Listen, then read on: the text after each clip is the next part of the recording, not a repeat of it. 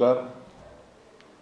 आपला आवाज यांचे मनापासून या ठिकाणी स्वागत करतो की आपला आवाज पिंपरी चिंचवड शहरामध्ये नव्हे तर पुणे जिल्ह्यामध्ये एक खऱ्या अर्थानं आपलं हक्काचं व्यासपीठ ज्यांना म्हणलं जातं तो आपला आवाज, आणि निर्भीडपणे लोकांच्या ज्या अडचणी असतात त्या अडचणी लोकांच्यापर्यंत किंवा शासनापर्यंत त्या ठिकाणी पोचवण्याचं काम कोण करत असेल तो आपला आवाज.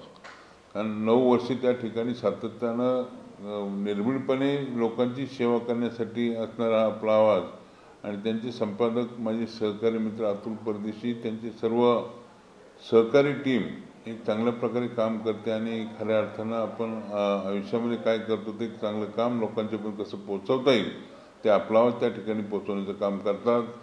खरं पाहिलं तर 9वा वर्धापन दिन साजरा होत असताना येणारी दिवाळीसुद्धा नागरिकांना सुखमय आनंदमय जावं एवढी त्या ठिकाणी मी जगद्गुरू संत श्रेष्ठ तुकाराम महाराज त्यांनी प्रार्थना करतो, माऊलींच्या त्यांनी प्रार्थना करतो.